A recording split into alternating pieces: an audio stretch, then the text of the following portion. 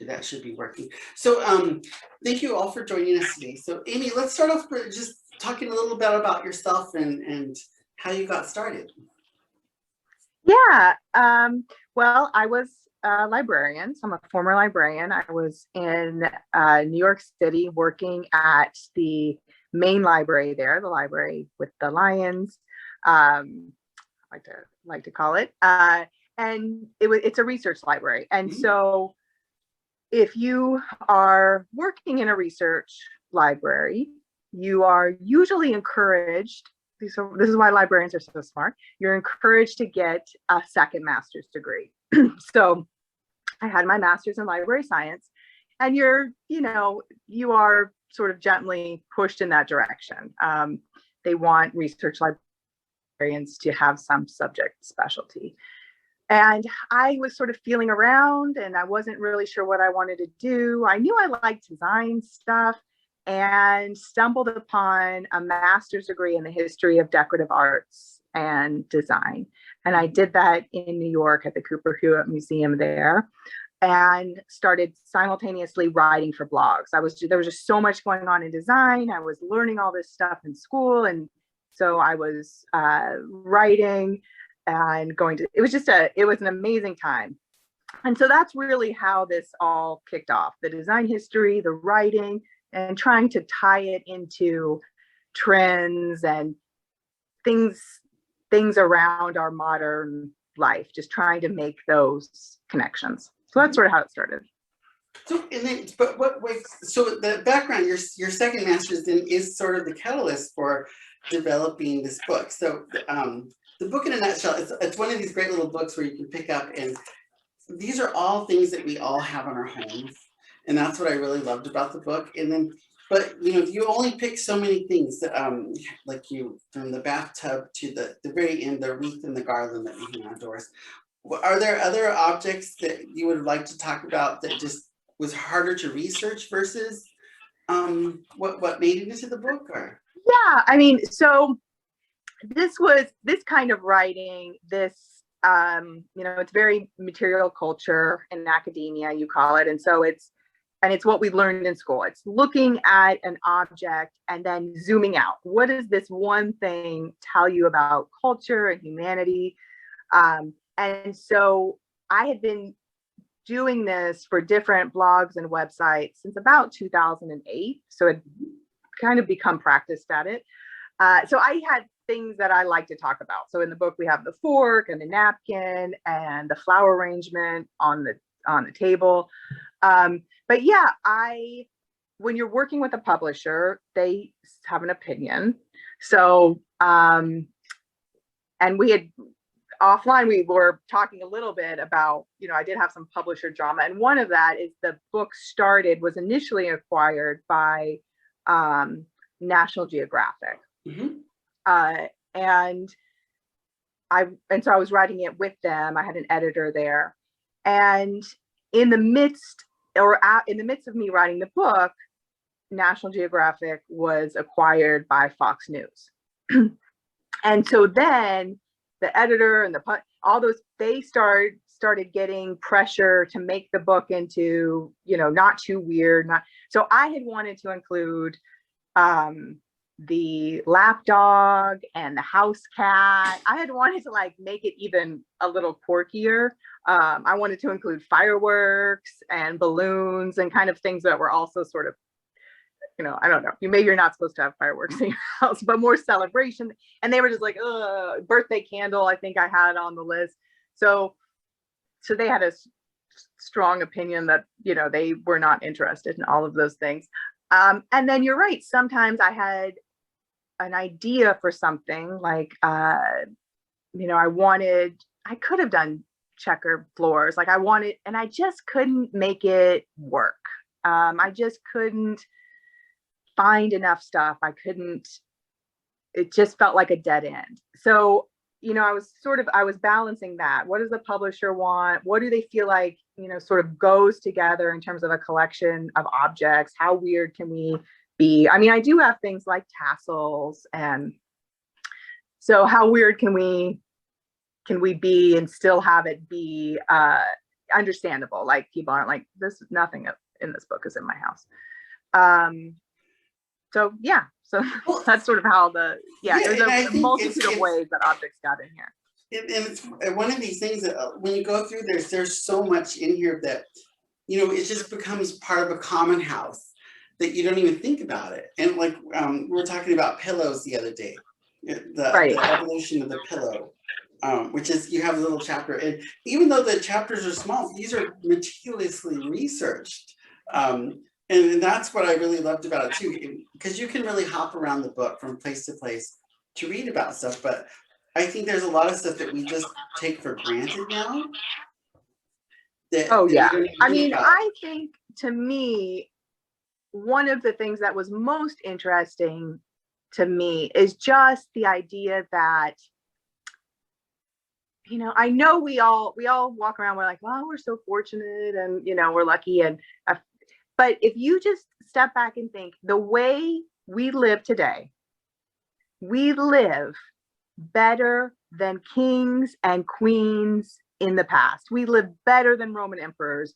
We live, I mean, maybe they had more, but we have they were, just because they were freezing most of the time and then hot the other half of the time. And sometimes, and the Romans were better at heating and cooling things, but for the most part, we have the comfort and luxury that we have in our modern home. I mean, just exceeds the wildest imagination of not only most of humanity, but of most kings and queens. I mean, it's just unreal, I think. And that, to me, I found very exciting. Just thinking about that, and then realizing, the pillow that I picked up at World Market, would have taken, I have it in the book, but I can't remember, but 3 pounds of goose feather to make. And that's geese that you needed to kill. And so it just, that the labor that was involved to just get to what we would consider a bare minimum of comfort is just kind of really outstanding. And I just found that fascinating. And so with all of the objects in the book, you mentioned the pillow. I try to go back, okay, what's the first moment that we see this? Or in some instances, what's the most interesting moment? It's very hard to say the first time somebody sat on a chair. I mean, it's just hard. And so, but I do talk about different chairs in the book, and what, I talk about the chair that from weddings, the Chiavari chair that is, and how that was used at the wedding of Jackie Kennedy, and how that set up. So I try to find these moments of connection where we then see these objects explode in our homes.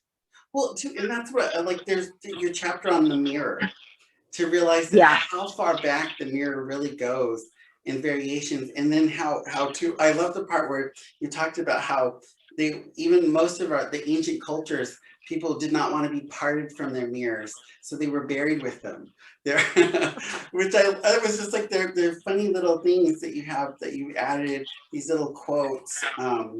That, like, and that's like in the mirror part where you see you can't. I'm looking. I'm there. Yeah, right. I think you're talking about too at the in France, and I have a countess or I write about a countess who says, like, I had this, huge parcel of land, nothing grew on there but nasty wheat, and I got this mirror. And these mirrors were like tiny. I mean, the glass that we have today, it just wasn't.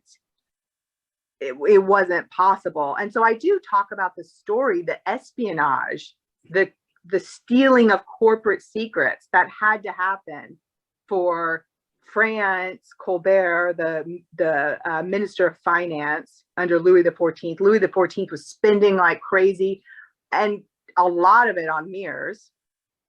And so he's like, we got to bring this in house. But the only people who knew how to do it were the Venetians. So they snuck over there in the middle of the night, coerced some Venetians to get on their boat, bring them to France, kind of lock them up. Okay, make your mirrors and teach us. The Italians just started fighting amongst each, and it ended up just being like, well, that was a big failure, and they went, they had to all go back. So getting that story and getting the level that these kings would go to get these luxury goods and how much they cost is just amazing. And of course, then Louis the 14th goes on to build what we know, the Hall of Mirrors at Versailles, right? And of course, if you've had the chance to go to Versailles, or plenty of tours online, those mirrors are actually not that big, but they're put together to give the effect of being large. Well, so that's why I was talking about how it's something that we take for granted. We don't even realize the history, the struggle, what the poor Venetians went through when they left the country to help the French when their families were incarcerated, to get them ransomed, basically to come home and not. I mean, there's right. They wrote letters to them and said, we're putting all your wives in jail, and I mean, it just was like, and for a mirror, I mean, it kind of boggles the mind. And I do write, mirrors were also important because there's no electric light, and mirrors reflect candlelight so beautifully.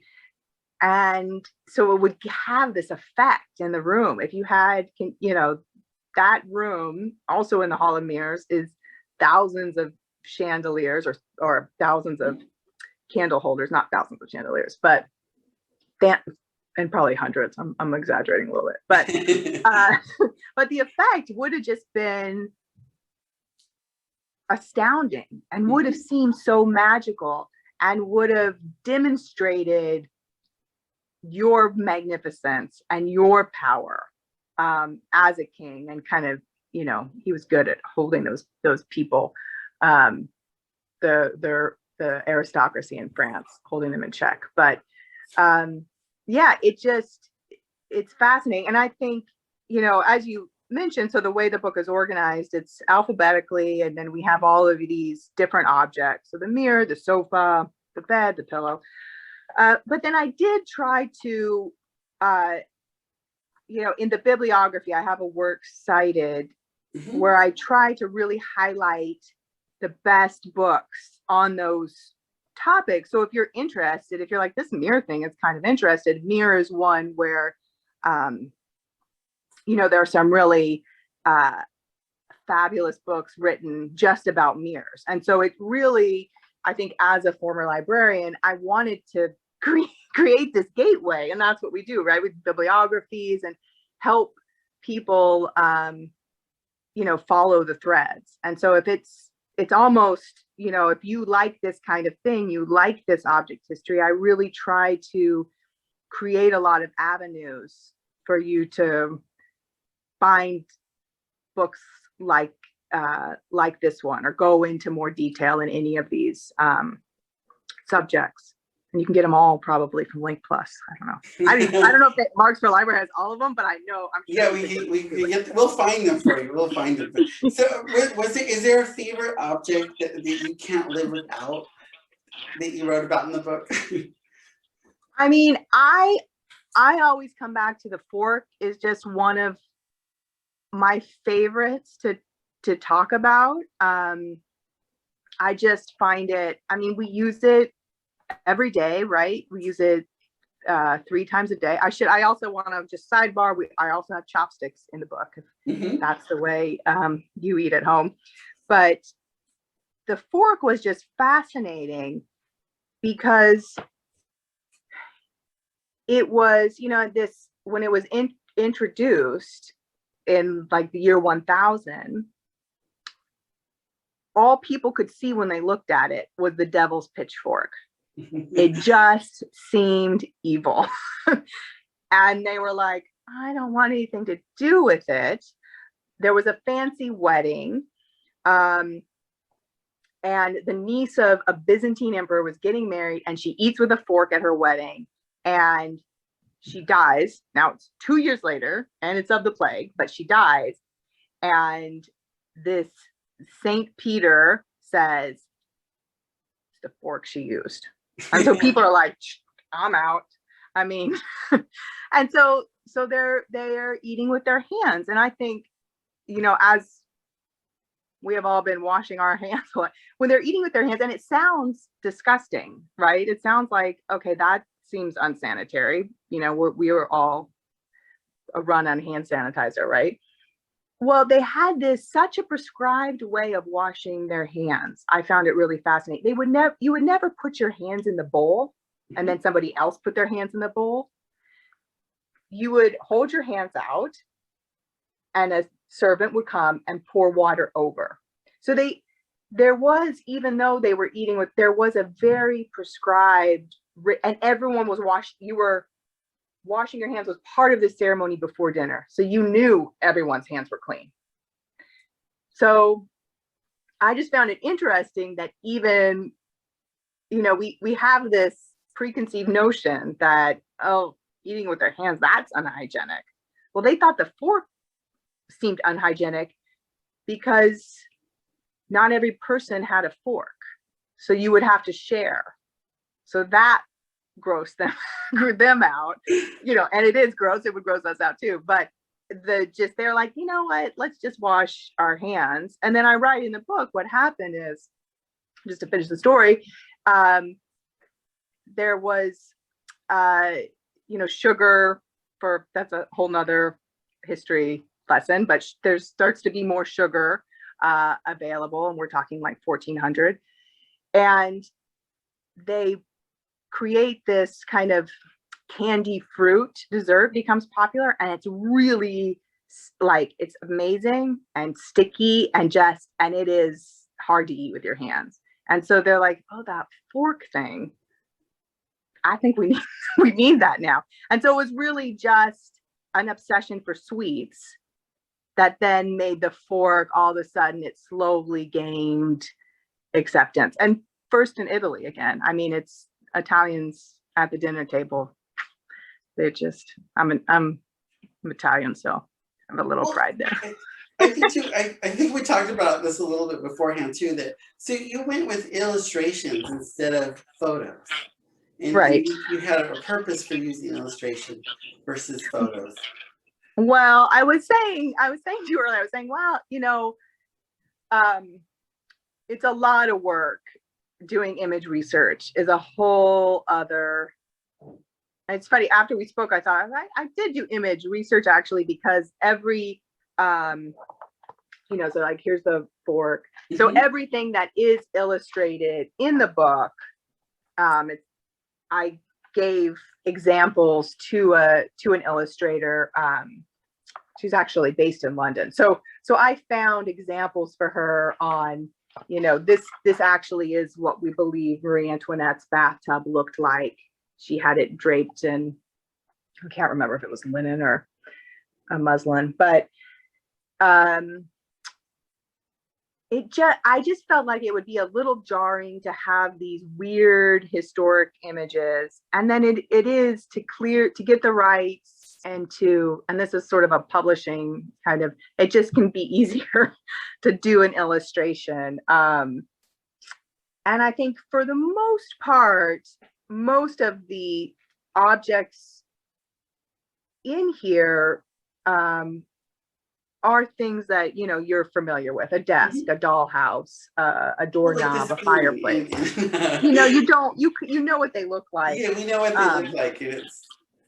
Yeah, but there are beautiful. I would say if anyone is interested and you have some time on your hands while you're watching Netflix or something in the evening, the Victoria and Albert Museum in London has a lovely digital collection of these kinds of objects, as does the Cooper Hewitt Museum in New York, where I went to school, and of course the Metropolitan Museum. And so those could be kind of fun places to look for some examples of the things I've written about in here. But yeah, I just went with illustrations. So was there an object in the book that was the hardest to do the research on, or did you, or the? Yes, there are there are some that were really some that were hard. There were some that were hard to do the research. I would say the hardest to do the research where it was like there wasn't a book, there wasn't. I write about the history of the jewelry box. Mm-hmm. You would think that like somebody wrote a book on the jewelry box, right? We all think all of these things existed. It didn't. No one did. If you want to write that book, it has not been done. So for that, I actually did end up relying heavily on objects in a museum and those descriptions. So the catalog entries that museum curators had written about the objects. So that's kind of how I worked around that one. Some were challenging, like the fireplace. There's a lot about a fireplace, or the candle, for example. There's a lot about a candle and a fire. And so to make that into something that anyone would want to read was the challenge there. So there's almost, you can really get into the weeds on a wax candle and a towel. So how do you make it? My goal was to make the book pretty readable. Mm-hmm. Like you could pick it up and you could read about, the napkin, and you could remember the Greeks used dough as a napkin, and that's how and there's just kind of a little nugget. I tried to find those little nuggets for every object, and that's kind of where the challenge was. And then, as I said, create avenues for people to explore further if this is something that you're interested in, this kind of research. I mean, for me, I love it. I love knowing about objects at home and where they came from and the stories behind them. To me, it's really important. I think the things that we really appreciate in our homes are the things that have just a story and meaning, maybe came from a grandparent and if you don't have that, then I thought, well, maybe these could be your stories. These are the stories of how these things found their way. Well, I think that's one of the great things that, like you said before, that why I really liked it. There's stuff that you write about that we just take for granted and we don't even think about. And that, you have these things or you've heard of them. But I mean, like the history of the napkin for one of those. It's just this sort of thing that we have them, and they come in paper and cloth, and everybody has a different type of, I think, a memory that goes with a napkin. Like for me, like my grandmother was one of those huge cloth napkin people. Like we always had napkins, and she had drawers full of them that we used. You'd go over to her house and you would never use a paper towel, you would never use a paper napkin. She always had napkins, and then she had the napkin holders. But it's just something I think people will find lots of great things that they have in their house that you just didn't really know the history of. Like the playing cards, playing cards have been around for such a long time. And I think people use them but don't know the history. And that's what I really loved about the book. You just discover these little nuggets of history that like I said, you found all these great nuggets to really catch our attention. And I really tried to make it, not, I mean, all the dates and names are in there, but that was one of the challenges, is you don't want to just bog it down so it feels like a academic paper. I mean, you want it to feel just easy to read. And so that probably actually took just as much time as doing the research and doing the initial writing. Was just editing. I mean, it took, and I did have we can talk more about, I mentioned I had started with a different publisher. Chronicle in the city ended up publishing it. So I had the publishing switch, but it it took 6 years from the proposal being accepted. So not even working on the proposal, but from the proposal to publication was about 6 years. So that was, that's a lot of time. Well, it's like, what, there has to be some that the amount, because you can see the kind of research you did just by looking at the bibliography, that you read several books for several things to shrink it down into these little nuggets of really fun reading. And that's what makes it really, I think that's why I really like it. It's you condensed it down, all this research you did, and there has to be one object that must have been the most, I guess you did the most research for and took the longest to really carve it down into this little bite-sized piece for us to like and to. I mean, it's hard to say which one. I mean, some of them, it's interesting, like, you know, I was doing so much. So the way I work, is I have I basically have a Google Doc for every one of these things that I know I'm writing. So when I'm reading, you know, a book about the history of dining, I'm looking for things that would fit into any of the sections. And then I try to follow that researcher's thread. Like, okay, well, where did they get that information? And, you know, try to follow it. And I have an essay on Turkish and Persian rugs. Mm-hmm.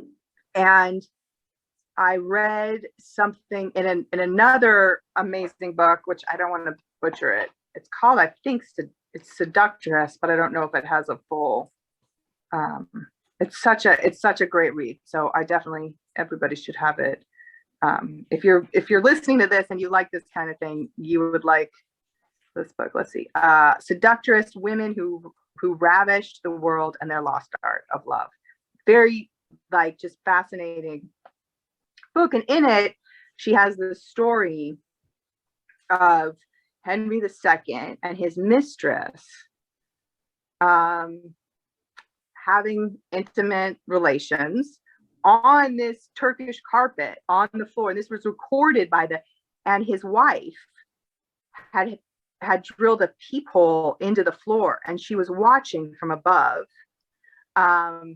And she's never alone because, I mean, she was Catherine de Medici. She was never alone. So everyone's in there and she's like crying and watching them and it was on this Turkish carpet as it was reported by the court biographer. And so I was determined that I loved that story. I thought it was just amazing. And I mean, that she had this people. I could have actually probably written about peoples now that I'm saying this. That was way to go. That wasn't another way to go. Instead, I decided have to have the history of Turkish and Persian carpets. And that was one that was fairly challenging to write because there is so much. And there's actually, on that subject, you know, this is not a connoisseurship book, and the connoisseurship is someone who could, you know, look at your carpet and tell you what it's worth. You're not going to find out what it's worth in this book, but you'll learn about the history of why that carpet was ever made to look like that. So that's kind of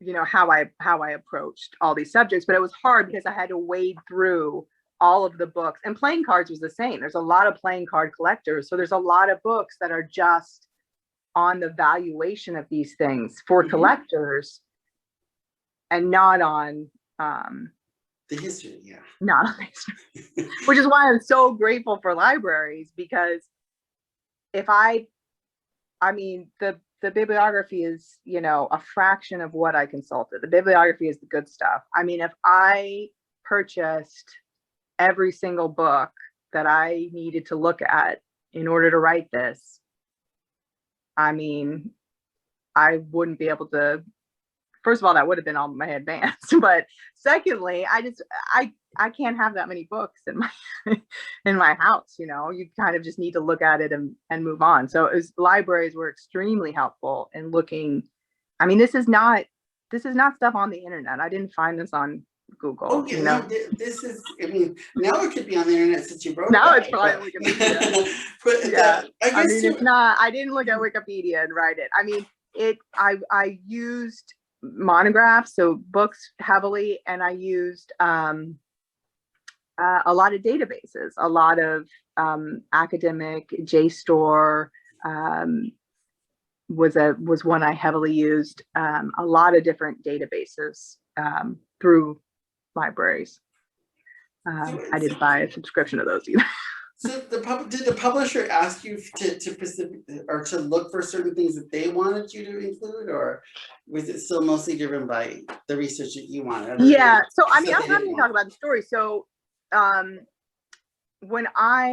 the book was initially, so I don't know if this is interesting to anyone, but when you do a nonfiction book, you're not writing the whole book in the beginning, right?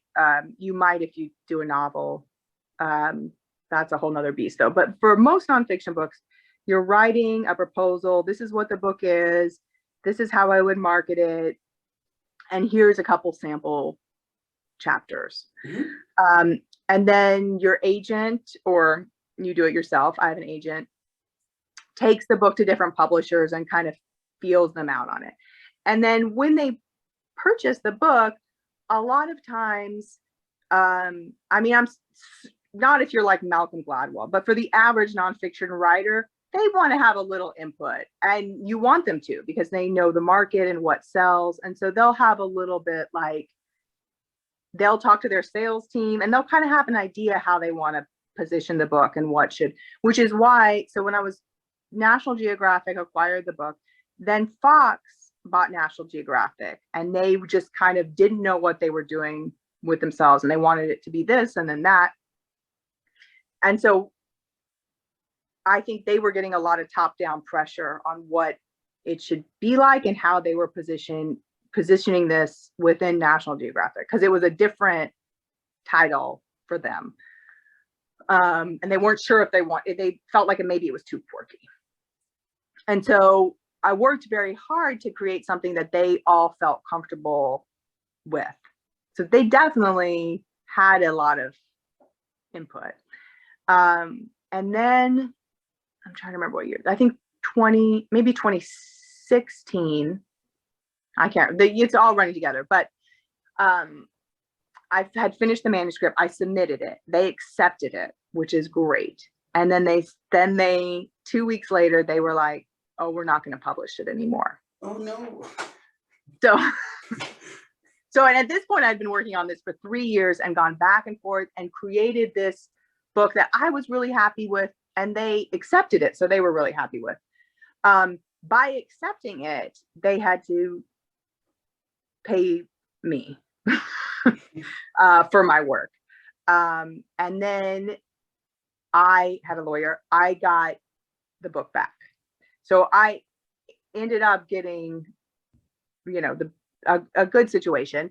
But then we had to take the book back out to sell it again and this is why it's helpful to have an agent, because otherwise you're just like, oh my gosh. And so I did a new proposal with new sample, but the publishers now for this round knew that the book was done already. So they knew, so there wasn't a lot. Because this happened with Nat Geo and they were in DC and I only visited them once during the course of the I really wanted Chronicle. And so they acquired the book, and I was really happy that they did so. And then they had minimal editing and minimal changes. And they worked on the look of it. So none of the look of it had been done, just the manuscript. So the look really came from their team at Chronicle. I picked the illustrator. I worked with the illustrator. But they in-house do all the design and the color choices. Yeah. And they're like, this is the color we think. And, and so to me at that point, I feel like, well, that's their expertise, it's not mine. And so I was happy to take. Now, of course, that time, all that time elapsing did push us to launching a book in a pandemic. So the downside of all that happening, I think it really would have been positive had it not been a global pandemic, but these things happen. Yeah, and but it's still, for those of you watching, if you have questions, please use the Q&A box to ask your questions, and I can read them, or just use the chat. Either one will work, and I can relay them. But I mean, it's a little book. I just love that it's a little tiny book. And yeah, it was meant to be little. I mean, it is meant to be. I mean, it's a very Chronicle is lovely. It did well. And they felt like it's a book that they wanted. They're great to work with, and they wanted to have on their list as an evergreen book. So it's in their minds, a gift book, or a book that, it's not. And that's the other reason for, going with illustrations versus like photo shoots or using historic images. It's not dated in that way by the look of it. So yeah. So and I still think the illustrations make you walk around your house and look for the things that you have that are in here, or to really see the history. It was like we were talking about before we started, the incense. Incense was one of my, I love that chapter just because I could totally identify with that, with the characters or the actual people of the history who used it, and to my coworkers in my last job who loved the smell of my little incense, or as I was seeing the modern incenses, those Bath and Body Works little plugins that I have everywhere in my house, just to make it smell nice, and you have the smell, but to have the history of it, which is really fun. And this was such a fun. I have incense, I have potpourri. I got really deep into the scent research. I just adored it. I mean, that's such a, we forget how bad the ancient world smelled and how much people depended on perfume and scents that they liked that we just don't have a tolerance for anymore. It's so interesting. I don't know if local is just Marin, but if you're not, there's an author in Berkeley, Mandy Athol, who does amazing scent history research, and she has a perfumery and has I'm assuming it wasn't open during the pandemic, but hopefully it'll be open again. She had a little perfume museum in Berkeley that people should go and check out. I mean, she's phenomenal, and I used her books heavily in writing these, but also older things. I mean, that's the great thing about history is you can, use books that were written in 1923 still, and sometimes you can find some really great nuggets. But yeah, incense was one of my favorites, and I did try to bring in a lot of all corners of the globe. So in incense we talk about the Romans and how they used it, how Cleopatra would perfumed the sails of her vessels as she sailed down the Nile, so that and then would have incense like it's not called altars, but I'm sure someone is thinking of the word lit as she was sailing away, so that people would smell her coming before they saw her. I mean, it just is unbelievable. And then I talk about the way the Japanese used incense, and how geisha were paid by the number of incense sticks that were lit during their time with a customer. There's just so much to all these things. And then I think you were identifying with Deanna Vreeland, who was a Vogue editor, and people would say that you walked into her apartment and she had, burning incense, bowls of potpourri, light bulb fragrances, and everything going at the same time. And it was like, I'm sure headache inducing, but her grandson created a line of perfume in her name. So if you want to smell, I guess, the way she did. Well, I just thought it was funny you talking about it because she's injecting her couches with the perfume. Oh yeah, she took syringes. You're right, right. And it's just this, if you're and it's just something, yeah, I could totally identify with that because I do like the potpourri. I like the smell, and then my partner gets mad because I do like to burn the incense, and it's like I love it. When nice. I went when we were in Japan recently, I have incense here. There's a little incense shop in Kyoto, and I don't know. I think it's all my incense. Well, it's too nice. we don't think about how it was used for rituals to like that, to bring the gods into your home, or and the others, to get rid of the stinky smells of the ancient world. Right. I mean, it's not right sewage the way we're very sensitive as a people, humans, to smell, and so I write about there are times in history where and I'm sure if anyone's looked in antique stores or online, you can find the rings that would pop open and you could smell the fragrance. So if you're walking through something horrific, at least you're kind of discreetly smelling something nice, because it was very stinky. But yeah, you're saying that the incense, the original intent was that the smoke would go to the heavens and would take your prayers to God, and the smell would sweeten the request, or sweeten the prayers as they were sent up.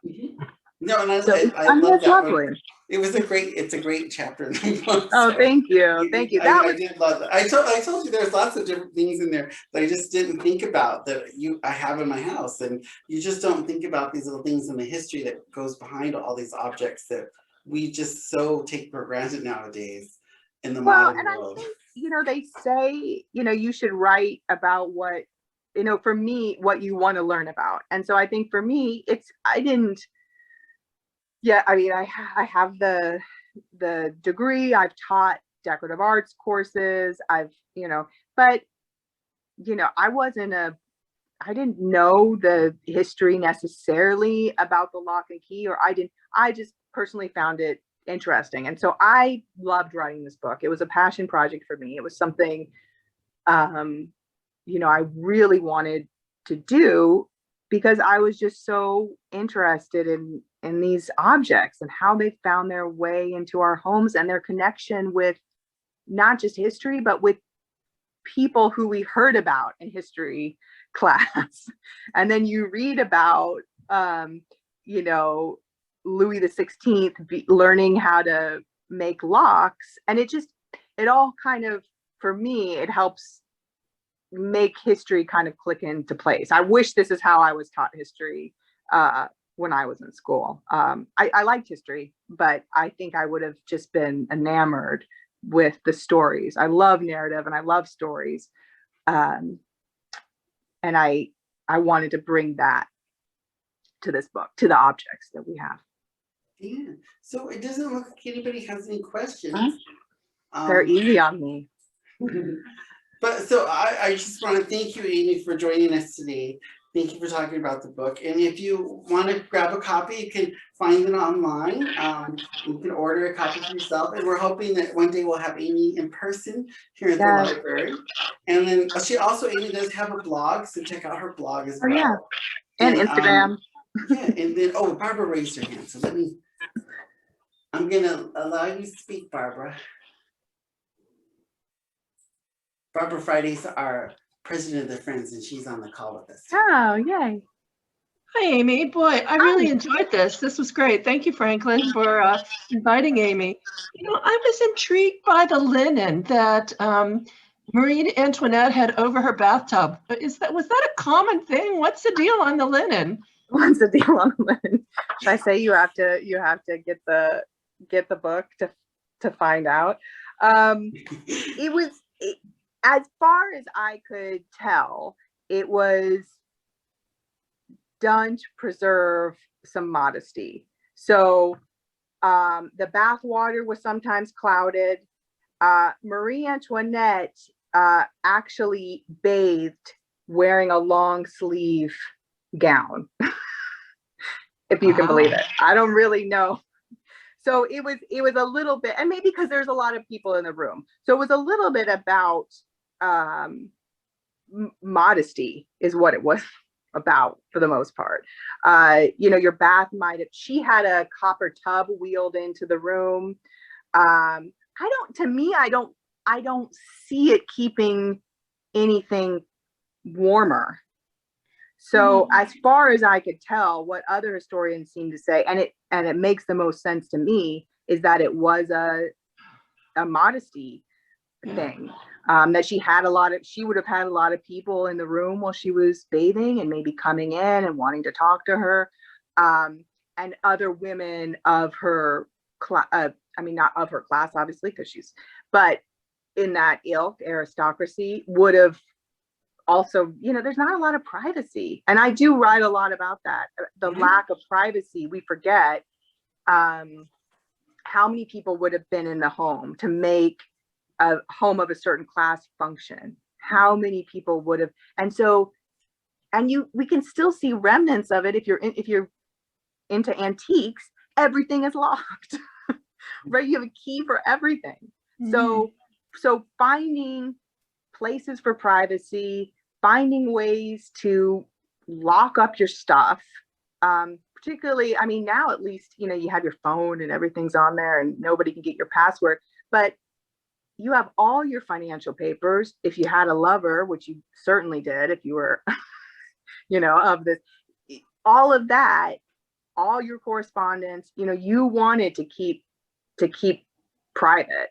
So I think that's part of it. So that's a longer answer, but the privacy and the is also an important component. And so I think for her it was modesty, because a lot of people were in the room. I mean, I can't imagine bathing in a long sleeve gown, but. You know, another thing, Amy, Sure. I might have missed this, but are you working on anything now?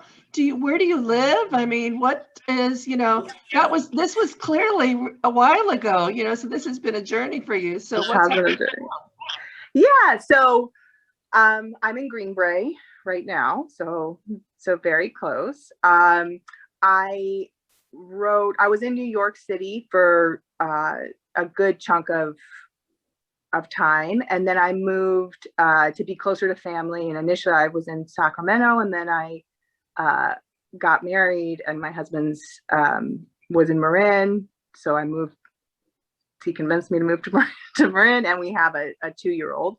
So mostly I've been working on the human that I created, but I'm just starting a few new things. So I write online for a few different sites, and I put that up, and I'm just starting to do some work on the history of jewelry for a site. But in the back of my, you know, I'm always thinking about a book. So that might be, I love jewelry. So and I love jewelry history. So that might be the next thing for myself. Yeah, that's wonderful, Amy. All the women I know, their favorite color is shiny. So I think that definitely sort of a thing for all of us. So yeah, it's fun. It is fun, and I feel like the older I get, the more I like it, and the bigger it has to be. So I don't know if that's. Yeah. Well, that would. I don't know if that's a trend. I hear it is, but Yeah, no, so that's something that and I post it on my Instagram account. So the articles, so now it's just the articles, but that's how this book started, quite frankly. I wrote online for a number of different websites, and Architectural Digest, a site on food called Food 52. I mean, I have I feel like I'm spacing, but and a number of different design blogs as well. And so a lot of this started, not all of it, but it started as an article, and that was kind of the foundation. I mean, the book is, if you go and look at the articles, you'll be like, "Ooh, she really improved." But the downside of writing publicly, but yeah, so those things might end up being something, but I am writing regularly about design history still. Well, thank you for this fabulous, Oh, fascinating. thank you for your discussion question. That's today. it's always nice to have a question. Thank you. Thanks, Thank you. Barbara. So this is yeah. So I thank you again for joining us. Yeah, I'm excited to see what your next work, especially after talking to you the other day about your research on amethyst. So I'm waiting to see your next project. And when you publish your next book, remember we're here. We'd love to do this in person again. And I thank you for joining us. And again, everybody, if you haven't got the book, is in the library. It's currently checked out, but I still recommend going to your favorite bookstore and buy a copy because they're for sale. You can get it online as well. But and thank you, Amy, for joining us, and we're glad that you're one of our local authors. And, yeah, me too. This was so fun. So yeah, I've been a little bit holed up, the baby and then the pandemic. So I'm looking forward to coming out to some library events as soon as they happen. So, but thank you for joining us, and I can't wait to see what you do next. And again, thank you for being here with us. So thank you. Have a great day, everybody. Bye. Bye.